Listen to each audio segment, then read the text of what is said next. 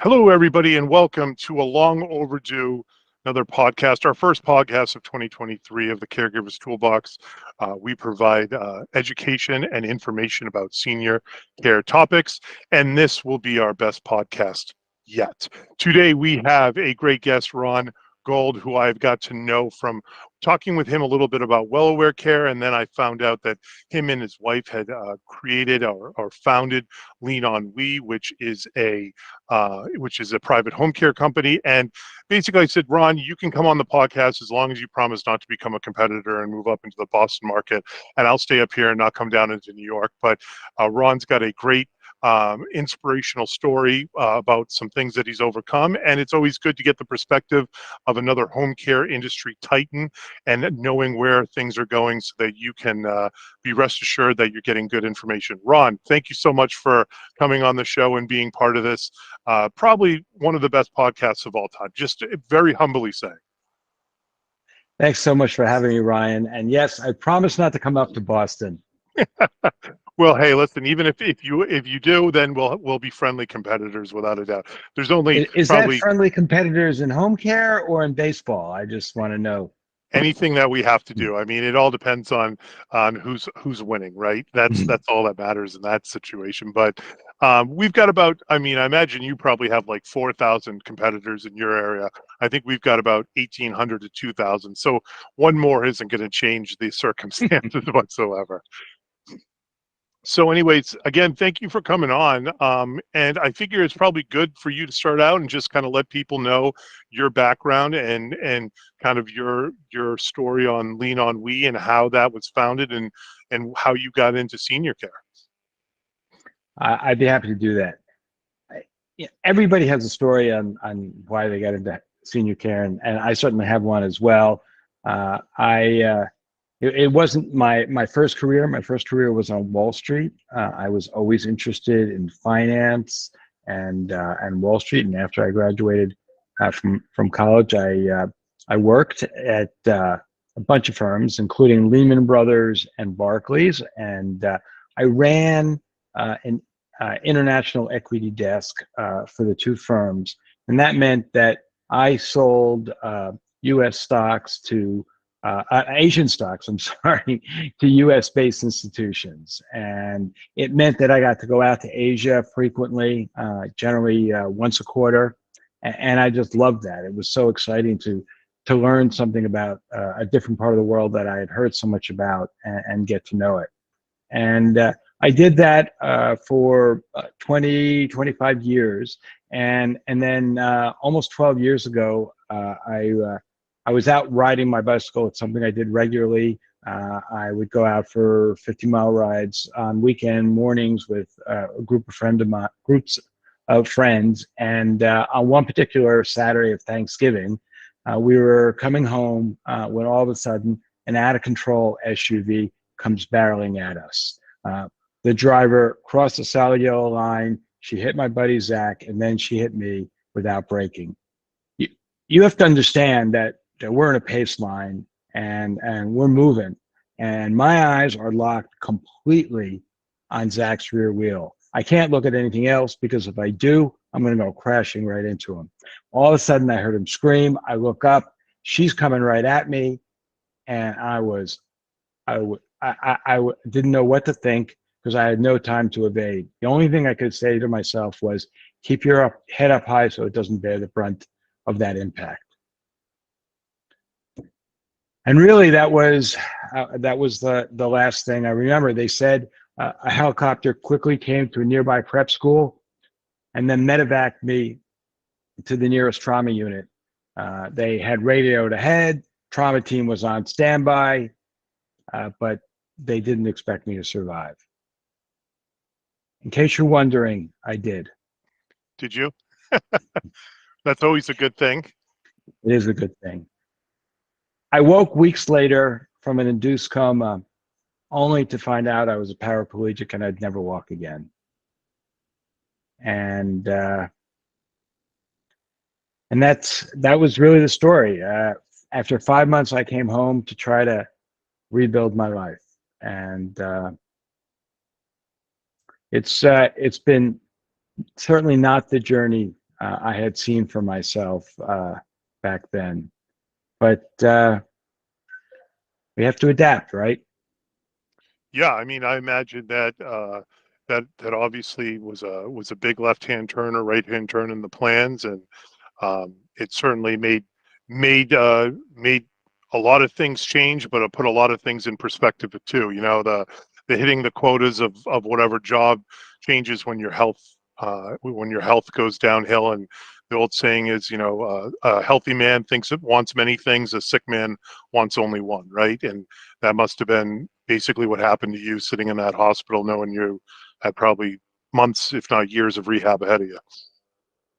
Yeah, it's true. I had exposure to home care from watching my parents, and I was helping them with their home care. But of course, when you're the person who needs home care, it's a whole nother story. And I was not I was not doing very well with it. I was struggling and thinking about all the things I couldn't do anymore, and I had a lot of why me's. And I think I remember a particular day. It was about a year after I came home. I was doing my usual sitting around, which of course is what I do a lot of, and all of a sudden, and I was in the midst of these why me's. My wife Betsy said to me, "Why not you? Bad stuff happens to people all the time." And that was not the TLC I was really looking for. But of course, she was right. Uh, Bad stuff does happen to a lot of different people, and you're dealt a hand, and you have to play that hand as best you can.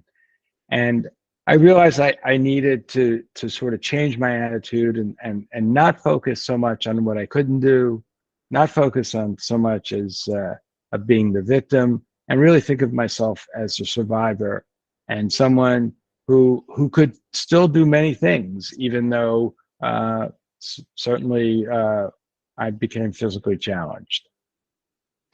Yeah, I mean that's probably the tough love only a close family member or a wife can give you. That gives you kind of the you figurative boot in the ass to say, hey, listen, this is the reality. Things have changed, and you can either make the best of it or you can kind of make the worst of it. And you decided to make the best of the situation, which is obviously the preferable thing to do, but it's easier said than done, right? That's a heavy task to wrap your head around and figure out how you're going to move forward. You're right. I mean, you need somebody who knows you well, and Betsy knew what I needed to hear, and she knew I needed to stop uh, just feeling sorry for myself and focus on what you can change and try to approach things with a better mindset and think of things as just everyday challenges to overcome, because that's really the only way you can proceed. And I would imagine, and maybe I'm getting ahead of myself a little bit, but like where, and I just thinking off the top of my head, I work in an old building in Boston, in the Boston area, that was probably made in 1940 or whatever, before you had handicap accessible laws and had to be. It must be have been a challenge just in such an old city as the New Jersey, New York area to witness what to experience what somebody goes through when you have handicap issues and mobility issues, and realizing you're in one of the oldest cities where these buildings are grandfathered in quite a bit, and that's got to be challenging in and of itself right there and then, versus being somewhere down in Florida that's new, or California that's much newer built and probably a little bit more friendly in those circumstances. Well, here's the story. I went to a networking event, I'd say 6 or 7 years ago, and it was a networking event for people who work in the senior community, services for the senior community. And it was hosted by a bunch of elder care attorneys, and they hosted it at a restaurant. But they got a private room upstairs without an elevator. So there I was coming, and here it was, an event geared towards elder care attorneys hosting it for people who are geared for the senior community, and here I couldn't even get to it because I didn't have an elevator. And they were really embarrassed, as well they should have been, for organizing it. And I think that's just a microcosm of what you deal with. You can either roll with it, excuse the pun, or not, but you're going to run into those situations, and you just hope they're not too prevalent, and over time things get better.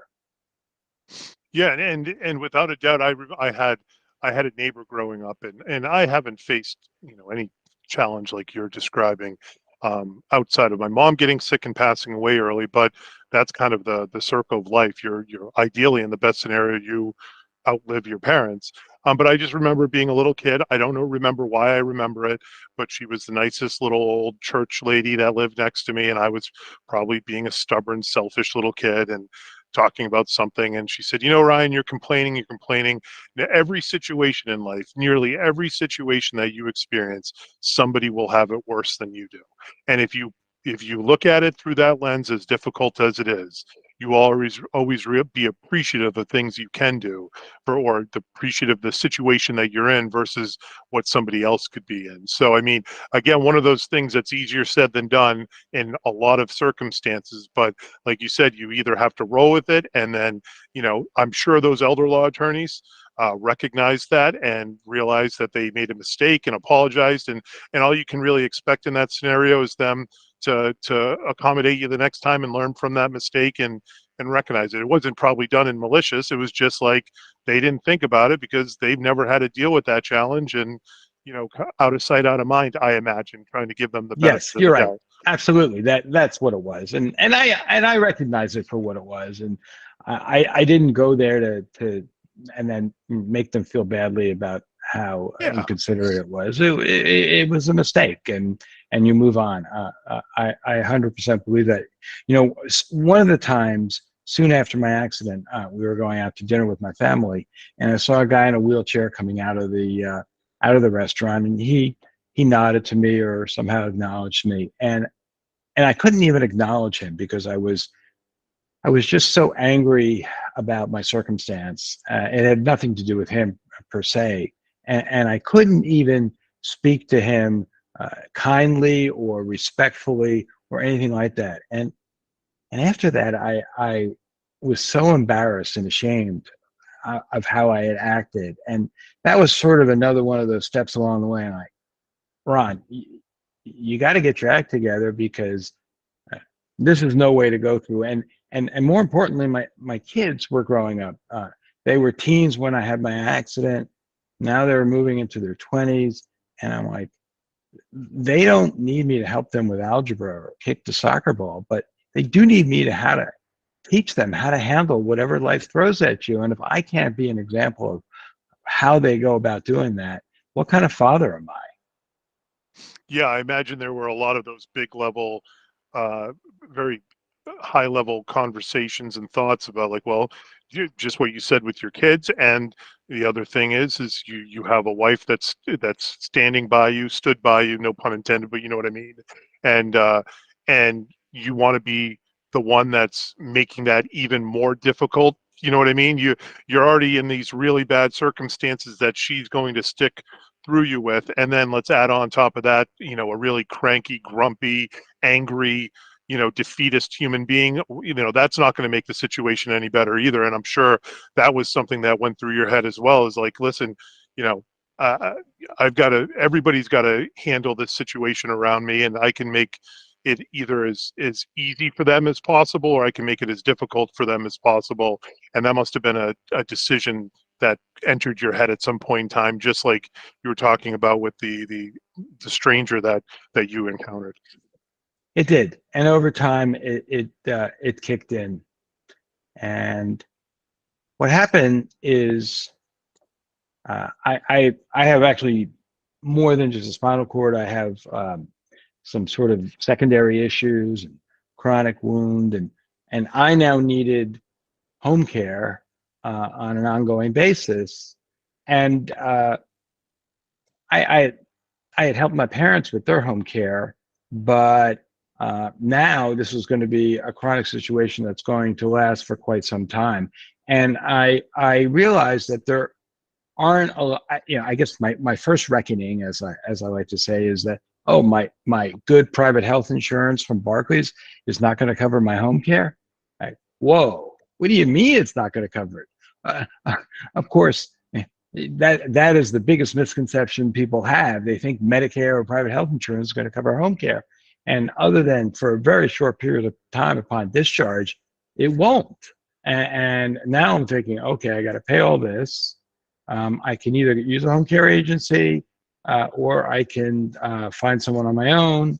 Um, Home care agency, I felt like I was in a position to handle a lot more of the decisions myself. As an example, when I was discharged, a couple different times I was discharged from the hospital, I had a PICC line. So that a PICC line into it's a long thin tube that enters in your arm and comes into a vein near the heart. And what do I know? And they're teaching my wife and me how to manage that. And that's the and I had a wound I had to manage, and I was doing all those sorts of things of managing my care anyway. And I figured, well, I think I can manage the caregiver as well. How do I go about doing that? And then I realized if I hire a caregiver via word of mouth, I have no way of knowing very much about that caregiver. I can do a little bit of a reference check, sure, but a real background check, no way. And if the person can't make it, you're unsure what to do.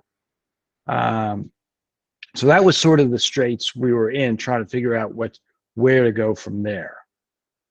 And so what did you do to rectify that? Because so many people find that themselves in that scenario where they need assistance, because I assume your wife had to go to work, kids had to go to school, they were out of the house, so it's, something had to be done. And what did you ever find a solution to that problem that satisfied it? Well, what I decided to do is, this was sort of a time when we heard a lot about these sort of marketplace companies, whether Uber had recently started, and other companies that just match you directly with a provider. And I thought, well, actually my wife and I, we were bouncing ideas, and we had always talked about doing something entrepreneurial, and we said, well, why can't we have a a company where we match families looking for care with a caregiver, and we have a system that does that, and we intake all kinds of information about the caregiver, and then the caregiver tells us what's going on. We verify references and licenses, and we can shoot a video, and we can take a fingerprint, and now we can provide all this background information on the caregiver that the family would need in order to safely hire a caregiver on their own.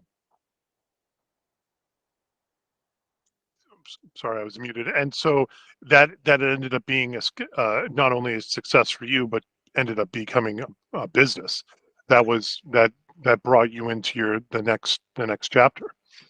Right. We felt that people needed additional options, and that's what we did. We started the company. We called it LeanOnWe, because we think when you need help, everyone needs a team to lean on.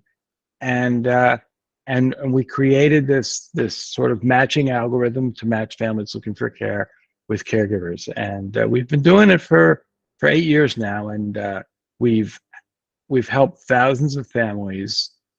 And it's I loved my career on Wall Street, and I loved numbers, and I found everything I did very exciting.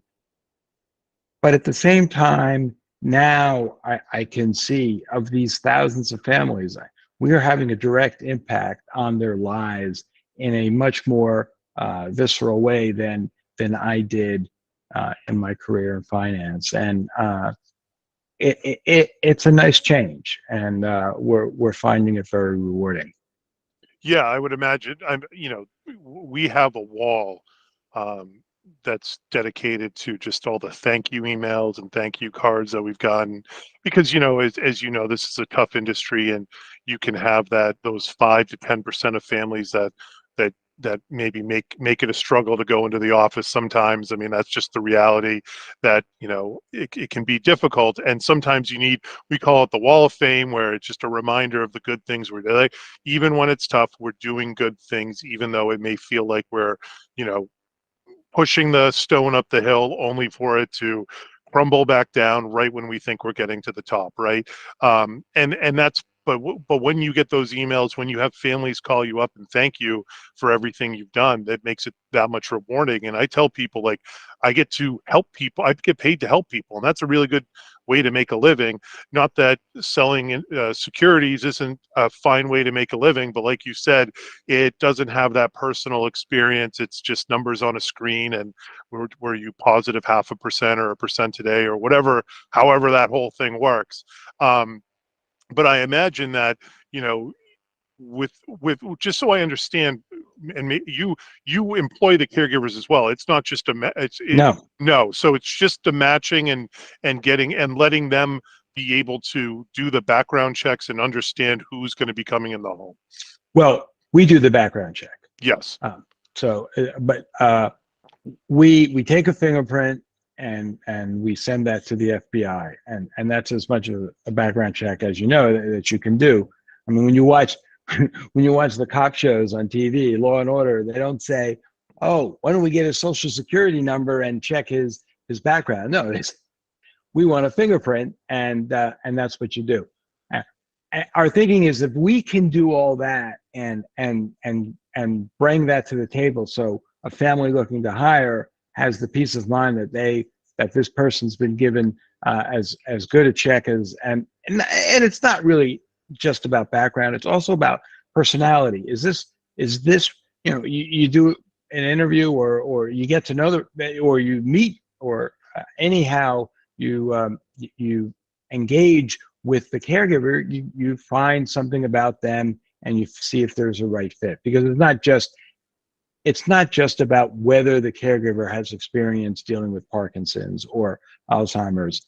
It's are they going to be a good fit for my mom or my dad or whatever, right? I mean, that's what it's about. And look, some people don't want to be employers.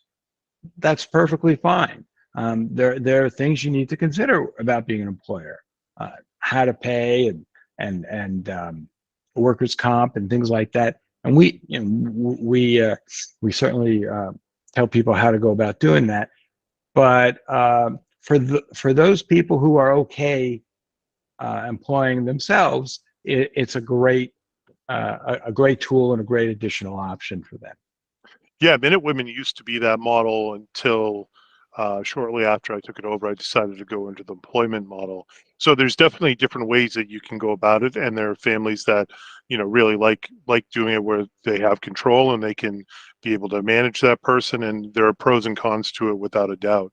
And I imagine that I imagine what we say what we tell people is that we could send you over Mary Poppins, and sometimes it just doesn't work out, and then we send that person that you didn't want over to somebody else, and it's a match made in heaven.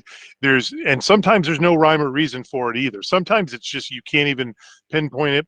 Who knows what happened. It wasn't anything glaring that they stole the checkbook or anything. It can be something as benign as saying the wrong thing at the wrong time, and it doesn't work out. So it is difficult in the sense that you can do all the FBI checks in the world, and you still need, like you said, that personality match to be able to, especially when somebody's going to be living in the home for 7 days a week or 8 hours a day. 8 hours a day, 7 days a week basically is a live-in care in terms of somebody's always around when you're awake, right? So you have somebody that's always there. And if you're going to have somebody that's always in the home, you want to at least like the person and enjoy, and you may not have to enjoy them, but you have to be able to coexist with them and ideally enjoy their company and enjoy what they're bringing to the table. So it is a lot of work, and that's why I think that Uberization of private home care didn't go over too well, because you can't just pick hours, services, what do you need, send somebody over, and then somebody shows up and it didn't take off for that very reason, because it's a lot more complicated than that.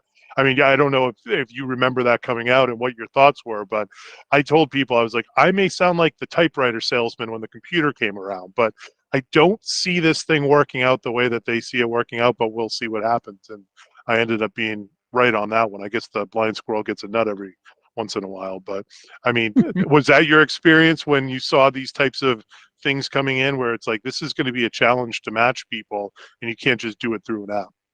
Well, one thing it, you are right. We were never about on-demand care. And even, sometimes people come to us for a very short-term situation, and that's not really what we do. We're about finding a match for a longer term, or most of the time at least, and hopefully a longer term situation. Because I know some companies try to do that, like that, different schedules, and it's tough, and older people are not necessarily so flexible on how that works, and particularly if there's any kind of cognitive decline, the last thing you want is a rotation and a churn of many different people coming through the home. I mean, we pride ourselves on trying to get as much consistency as possible, because we know that's one of the biggest factors for for a good relationship, and a relationship that works and is sustainable. Yeah, and our mission, just as your mission, I imagine, in the same vein, whether it's worded this way, is to help people age in place at home, and then the process in which we do that, in simply put, is something that I like that we use, is that long, stable clients attract long, stable caregivers. If you are looking to have short hours and just for a little while, and then over here, maybe this weekend we need something sporadic, you're going to have a revolving door of caregivers and you're going to be unhappy. But if you have the ability, and I understand it's a lot of money, and we're talking about hundreds of thousands of dollars a year, millions of dollars a year over the course of a few years, so it's not pocket change. But if you have that ability, obviously, if you're able to provide long and stable hours, you're going to also attract long and stable clients, and that's where that perfect match and that win-win occurs. And our best clients have been with us for 7 and 8 and 9 and 10 years, because we found them the right caregiver and it just ran like clockwork. And the clients that aren't necessarily offering that type of schedule are the ones that are usually having the struggles, and are more frustrated with the process of having caregivers in their home. That's absolutely correct, Ryan. But you bring up another good point. Home care, regardless of how you go about finding it and structuring it, is expensive, and that's why we came to you, and that's how we got to meet you, through your relationship with Well Care, because we're big believers in the value of using technology to complement, supplement, whatever it is, home care that goes in the home, because we know that it is expensive, and not everyone can pay for everything that they need, and it's all about finding other ways to skin the cat, and that's why we've been so attractive to VIAR and Wellware Care. Yeah, no, and it's a great way that we met it, and certainly, um, you know, long stable clients, long stable caregivers can be 40 hours a week. It doesn't have to be 168 hours. It's just having stability there. And if you are able to do 40 hours a week, um, then there's still going to be, 16, in some cases 24 hours of the day that somebody's Sure. unattended for. And that's hopefully where, you're going to be able to help people out with well-aware care, because, not everybody can afford 24 hours a day of care, and not everybody needs that either. So, if you're able to provide a technological service that can help eliminate the need to spend a huge amount of money for hours in which somebody maybe isn't in need of home care, that's going to be a win-win for everybody.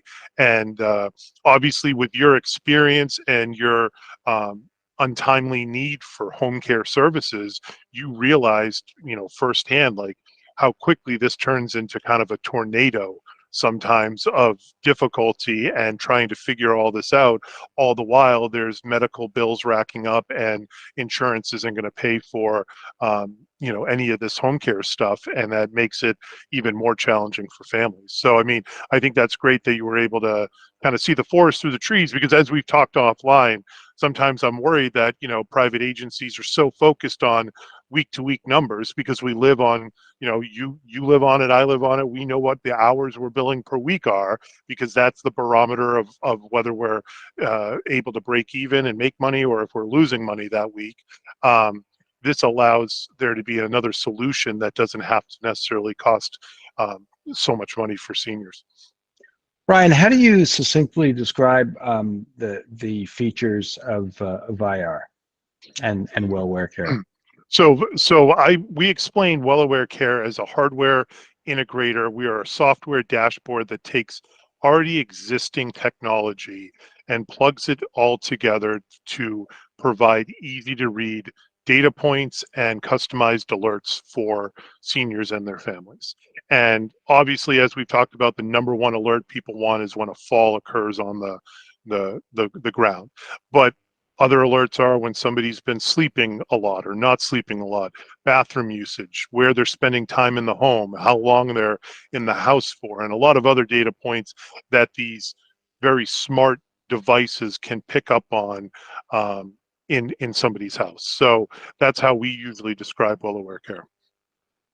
And so if I were doing it in kind of an, we're recorded, so it's not like you can't, but it's basically a PERS device on steroids, right? This thing is a way to really know what's going on in the home without just knowing when a fall occurs, and really having a 360 view of the home without cameras or buttons or anything like that. And what Yeah. we find is when people look at the dashboard, they really see kind of, oh, right, this thing really is a lot more advanced in a good way than something. And then when they find out the price of it, especially if they've looked at home care services, they're like, this thing's cheap. If somebody hasn't gotten home care or assisted living, they think, maybe somewhere between $400 and $800 in equipment, depending on how much equipment you need. And then you realize that $800 might be one day of 24-hour care. So it pays for itself pretty quickly, and that's why we're excited to have LeanOnWe and hopefully a lot of other agencies and home care companies across the country on board. Exactly right. I So definitely and agree with so that. and so just to kind of go back, your accident, when you had your accident, and obviously once you got better, you recovered enough to start thinking about the second act and the second career, you just kind of decided that, like, this was the fork in the road to leave the finance world and say, hey, we're going to take the leap of faith and go and do something entrepreneurial. That was that experience with home care what really kind of got you to say, hey, I want to get more into this really messy and complicated industry that can be make you lose your hair quite quickly sometimes. Yeah, it was. I have to say, in retrospect, I was a bit naive on how difficult it would be and how many moving parts and issues there were. The other thing I would say is it would be different if my accident happened today, because back then, 11, 12 years ago, there was no real work from home the way there is now. And it was too much of a challenge for me to get from my home in New Jersey into Manhattan every day. I mean, they were happy to work with me within limits, for sure. So I don't blame them, but I just, I did so much travel, and how was I going to visit and see the client? So it would have been very difficult for me. Maybe I could have migrated into another job. I probably could have, but it was time to try something else. Life's about trying new experiences, and Yeah, I and totally agree with that. I'm sure you, sorry to interrupt, but I'm sure you had good contacts there that understood the situation, and if things didn't work out, you have a solid resume that you can always go back into that industry and reach out to the people in case you decide to. But that is a very good point that I wasn't really thinking about, how 2020 and on really changed the way everybody works if you're not doing hands-on work like one-on-one care that, you know, nowadays financial institutions are probably looking at it and saying, why do we have to pay for somebody to fly halfway across the country when we could just do a Zoom? And even if we get 80% of the way there, that's pretty dang good for paying $30 a month for a Zoom versus, $5,000 round trip to go out to the client. And instead of going out every month, you go out every 6 months, and then all of a sudden that ROI is there. So that's a very fair point that you're making. And so, well, now one of the things we were talking about offline, but it's definitely, I think, worth talking about is what's coming up this weekend. So, I mean, going from, one part of your life to having an accident to figuring out those challenges and then helping people the way that you were helped with home care, and now you're you're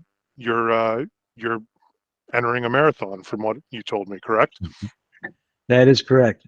Yeah, the recovery is also about reigniting your passions. And I loved bicycling. I loved getting out there and doing that. And when I came home from the hospital, people kept asking me, okay, Ron, so what kind of wheelchair sport are you going to try next? Or what are you going to try now? And mostly people said, well, I guess you're going to try wheelchair basketball, because that's the only sport that they knew. But of course, I was a lousy able-bodied basketball player, so that really wasn't going to work very well in a wheelchair. And I was looking for a number of different sports, and nothing really worked. And I tried rowing, adaptive rowing, and that's been great. And I got out rowing, and I actually rowed in the head of the Charles last year, which was great fun. I never sort of got back into cycling or hand cycling because, well, maybe there was more emotion involved in that, because that's actually what I was doing when I was hit. And I still have the pieces of my bicycle in my garage that I look at every once in a while to sort of get me in touch with what it happened and how far I've come since then. But what happened is, last fall, after the rowing season ended, a friend of mine got in touch with me and he said he participates in an organization called Achilles. And what they do is they work to get people with disabilities out there competing in races again. And I said, all right, well, let's give that a shot. And they make it so easy. They got the hand cycle. They own a bunch of them, and they would bring it to me every Sunday morning, because I can't lift that big hand cycle and bring it. And they would physically get me in it, because I'm lying horizontal pretty much in it. And I figured, well, they're making it so easy to me. The least I can do is put the work in, and that's what I've done. And that I've been inspired. This is the other thing I was telling you. I've been inspired by the Boston Marathon since I was a kid. It was always the sort of granddaddy of marathons, even before all the other ones became big and actually way outsized it, because it was Boston. It was the original. And then, of course, 10 years ago, the bombing. I mean, I'm watching that, and I'm only a year out from my accident at that point, and I'm blown away by what happened. And then to see over the ensuing years people with amputees and other injuries and traumatic brain injuries getting back out there and doing it, and I'm like, oh my God, can it really be 10 years? I watched a bit of that this morning, and I'm like, I'm geared up. So next week I'm going to be in the inaugural Jersey City Marathon, and I'm very psyched.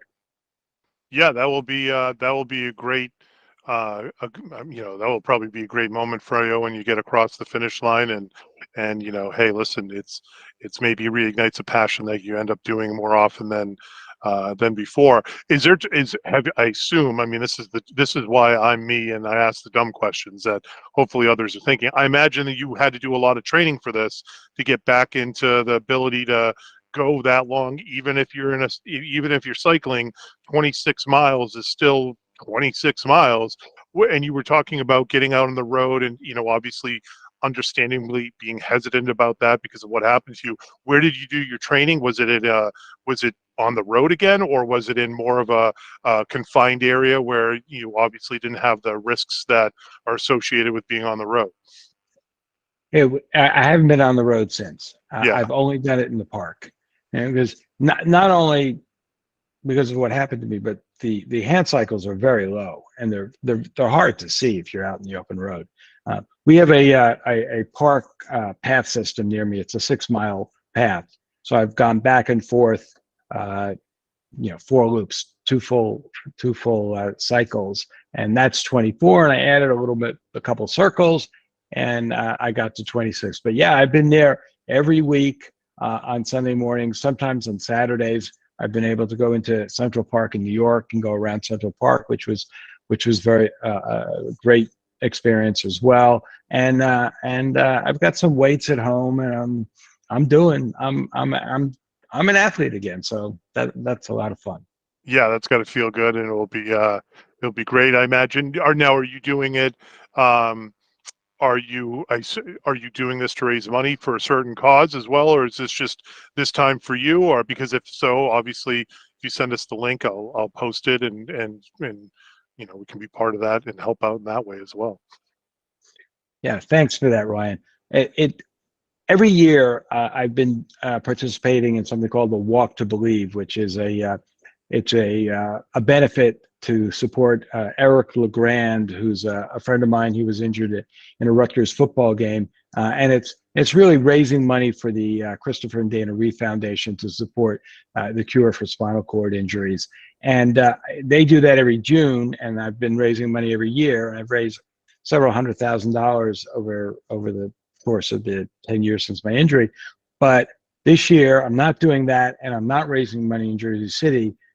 But I also got into the New York Marathon in November, and I am going to raise money leading up to that. Oh, Again, that's awesome. to the Christopher and Dana Reeve Foundation for spinal cord injuries. That's outstanding, and certainly we'll definitely help promote that, and I'm happy to donate, and for a good cause like that, without a doubt. So I mean Thank you. that is like what we were talking about, putting these marathons have really become a great way to have people see like what challenges people go through. And when you watch whatever marathon it is, I mean, whether it's Boston, whether it's LA or New York marathons, it doesn't matter. A lot of those people are running because somebody can't, or they're running to represent fallen soldiers that they were with, or whatever good causes that they believe in. So it's always a great reminder to see the partly the struggle that people go through, but then the way that they overcome that struggle, and they get better, and they get stronger, and they get out there, and they make the best of whatever situation that life's dealt them. So I think that's a great story to be able to tell. We all have our heartbreak hills to overcome. Absolutely. Well, how do people reach out to you? We can wrap it up on that great story, and certainly a great note, kind of.